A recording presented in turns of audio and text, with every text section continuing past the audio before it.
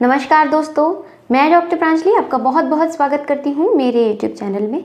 दोस्तों, गर्मियाँ शुरू हो गई हैं और गर्मियों के प्रकोप आप सभी को बहुत अच्छे से पता है कि लू लगने के चांसेस बहुत ज़्यादा होते हैं। लू यानी कि सन स्ट्रोक या हीट स्ट्रोक आप बोल सकते हैं।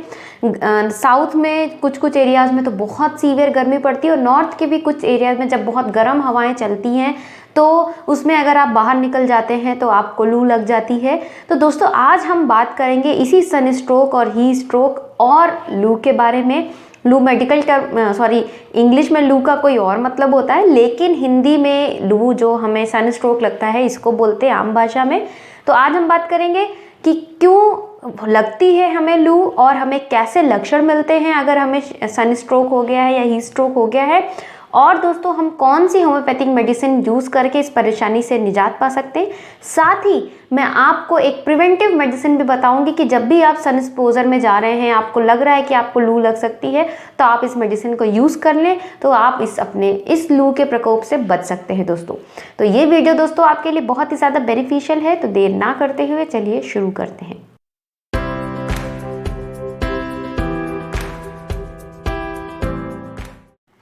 दोस्तों, वीडियो शुरू करने से पहले अगर आप मेरे चैनल पर नए हैं, पहली बार मेरा वीडियो देख रहे हैं, तो मेरे चैनल को सब्सक्राइब करना बिल्कुल मत भूलें।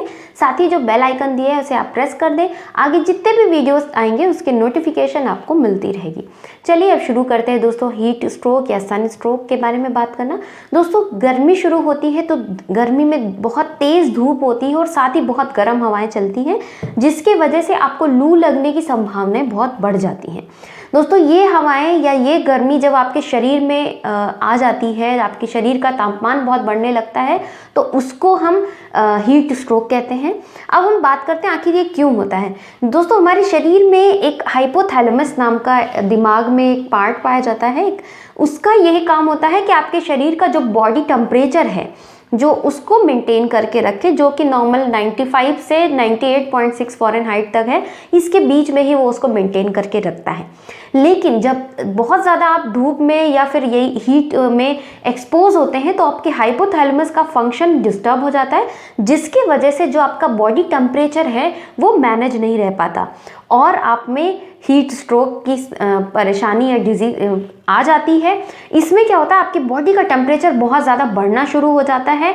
बढ़ने की वजह से आपके शरीर में आपको बहुत ज़्यादा अनईजीनेस, आपको चक्कर आना, उल्टी लगना, शरीर का तापमान बहुत ज़्यादा बढ़ना, सांस फूलना, बहुत ज़्यादा पसीना आना, बिल्कुल चक्कर सा आना, बहुत सारे लोगों को तो बेहोश होकर गिर जाते हैं। ये सारे सिम्टम्स डेवलप होने शुरू हो जाते हैं दोस्तों। और इसका कारण ये है कि आपके बॉडी का जो टेम्परेचर है वो नियंत्रित नहीं रह पा रहा है। बहुत सारे एक्सट्रीम केसेस में आपकी आरबीसी तक टूटनी शुरू हो जाती हैं, जो रेड ब्लड सेल्स होती हैं, और वो टूटी तो आपकी बॉडी में आपको सांस लेने तक में बहुत दिक्कत होने लगती है, क्योंकि आपके जो ऑक्सीजन कैरिंग सेल्स हैं वो कम हो रही है बॉडी में। आपका टेम्परेचर बहुत बढ़ता चला जा रहा है। साथ ही इलेक्ट्रोलाइट्स जो हैं आपके बॉडी के वो भी बहुत ज़्यादा डिस्टर्ब हो रहे हैं, तो बहुत अनईजी से आपकी बॉडी होने लगती है और बहुत से एक्सट्रीम केसेस में दोस्तों डेथ तक हो जाती है लोगों की। तो ये बहुत ही सीवियर परेशानी होती बहुत छोटी चीज़ से है, लेकिन इसके परिणाम कभी कभी बहुत ज़्यादा घातक हो जाते हैं। तो दोस्तों, अब हम बात करते हैं कि आखिर आपको जब कैसे ऐसे लक्षण मिलें तो आपको समझ जाना चाहिए कि आपको हीट स्ट्रोक यानी कि लू लग गई है। आपको दोस्तों जब भी आप धूप में हैं, आपको बहुत ज़्यादा बेचैनी सी लगनी शुरू होगी, आपको बहुत ज़्यादा आपकी बॉडी का टेम्परेचर बढ़ता सा फील होना शुरू हो जाएगा, आपकी सांस बिल्कुल बहुत गरम गरम सी आ रही होगी, शरीर को छुएंगे बिल्कुल तपता सा महसूस होगा। बहुत लोगों में पसीना आता है, बहुत पसीना भी आना बंद हो जाता है, और आँख नाक से जो हवा आ रही है, मुंह से जो एकदम गरम गरम सी फील होगी, आंखें जलेंगी और इवन आपको चक्कर आना शुरू हो जाएगा। बहुत लोगों को सांस लेने में दर्द होने लगती, सर में बहुत तेज़ दर्द शुरू हो जाता है। ये सारे सिम्टम दोस्तों अगर आपको मिलने शुरू हो रहे हैं तो इमीडिएटली आप या तो डॉक्टर के पास जाएं या फिर आप कुछ मेडिकेशन शुरू करें। आप सबसे पहले आप किसी ठंडे स्थान पे जाके बैठे जहां आपको धूप ना लग रही हो। हाइड्रेशन मेंटेन करें दोस्तों, ये बहुत ही ज़्यादा ज़रूरी है। शरीर के में पानी की कमी, क्योंकि पूरी बॉडी से हीट इतना ज़्यादा बड़ा होता है कि बॉडी में डिहाइड्रेशन होना शुरू हो जाता है। तो पहले तुरंत एकदम पानी नहीं पिए, पहले थोड़ी देर आप ठंडे स्थान पे जाके बैठें, बॉडी को थोड़ा सा टेम्परेचर को नॉर्मलाइज करने की कोशिश करें। फिर एक बार में आपको ज़्यादा पानी नहीं पीना है, सिप सिप करके थोड़ी देर में आप पानी पीना शुरू करें।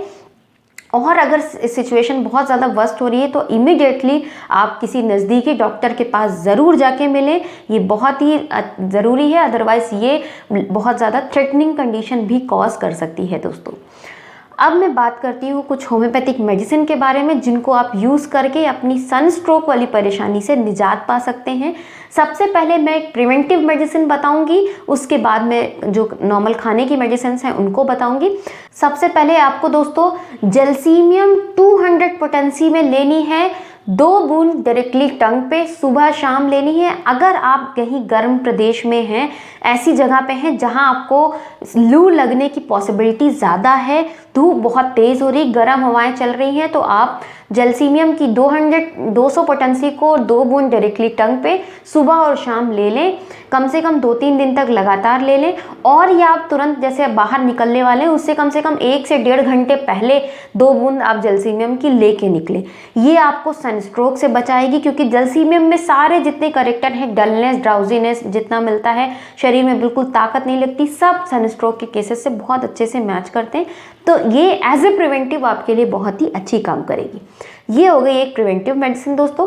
अब आते हैं हम कि अगर आपको सनस्ट्रोक हो गया है और आपको सिम्टम्स जो मैंने अभी आगे बताए हैं वो सारे डेवलप होने शुरू हो गए, तब आप कौन सी मेडिसिन यूज़ करेंगे। उसके बाद दोस्तों आपको अगर सनस्ट्रोक लगने के बाद आपको नेट्रम म्यूर 200 लेनी है और ग्लोनाइन 200 लेनी है। इन दोनों की 2-2 बूंद दोस्तों हर 15 मिनट पे आप रिपीट करें।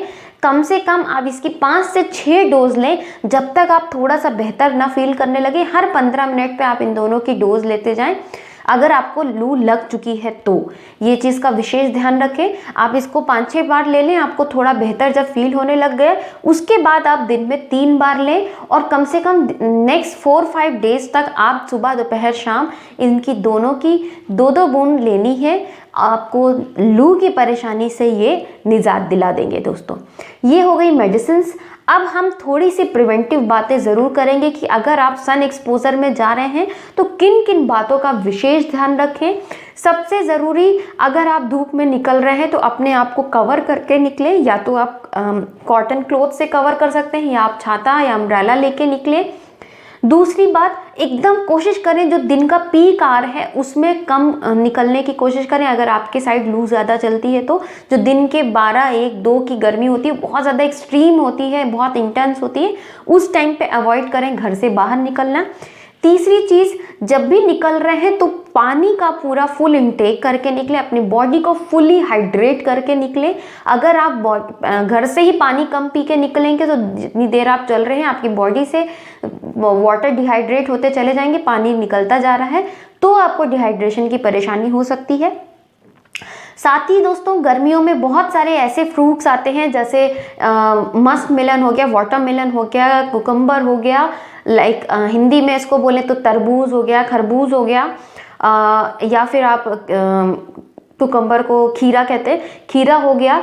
ये सारी चीज़ें आप अपने रूटीन में शामिल करें। जो सिट्रस फ्रूट भी हैं वो भी आप ले सकते हैं।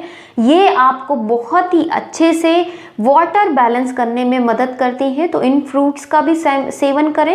ये बहुत ज़्यादा एक्सपेंसिव भी नहीं होते, तो आप आराम से खा सकते हैं। साथ ही अगर पॉसिबल हो तो अगर आपके यहाँ अवेलेबल हो तो आप जो नारियल पानी होता है जिसको टेंडर कोकोनट वाटर बोलते हैं, उसको भी पिए, एटलीस्ट हफ्ते में 2 बार पिए। ये आपके इलेक्ट्रोलाइट्स को मेंटेन करने में आपको बहुत मदद करेगा। साथ ही अगर आपको बहुत ज़्यादा डिहाइड्रेशन फील हो रहा है तो आप 1 गिलास पानी लीजिए, उसमें 1 चम्मच शक्कर डाल के, 1 पिंच सॉल्ट डाल के घोल के आप उसको पी लें। आपके बॉडी के इलेक्ट्रोलाइट्स को बैलेंस करने में ये आपको बहुत मदद करेगा। तो दोस्तों ये कुछ पॉइंट्स हो गए जिनको आप अगर ध्यान रखेंगे अपने घर से बाहर निकलने से पहले, स्पेशली सन स्ट्रोक के कंडीशन में, या फिर जब आपके यहाँ बहुत ज़्यादा गर्मी पड़ रही है उस टाइम पे, तो आपको सन स्ट्रोक होने से ये पूर्णतः सेव करेंगे, आपको बहुत मदद मिलेगी। तो इन चीज़ों का विशेष ध्यान रखें।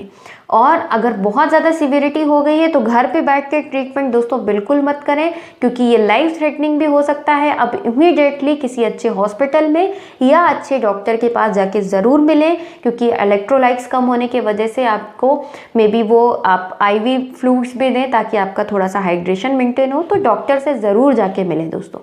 तो आज के लिए बस इतना ही दोस्तों। वीडियो पसंद आया है तो लाइक करना बिल्कुल मत भूलें, शेयर करें ज़्यादा से ज़्यादा अपने फ्रेंड्स फैमिली मेम्बर्स के साथ, और मेरे चैनल को सब्सक्राइब करना तो बिल्कुल मत भूलिएगा दोस्तों। मिलती हूँ नेक्स्ट वीडियो में। Thank you so much.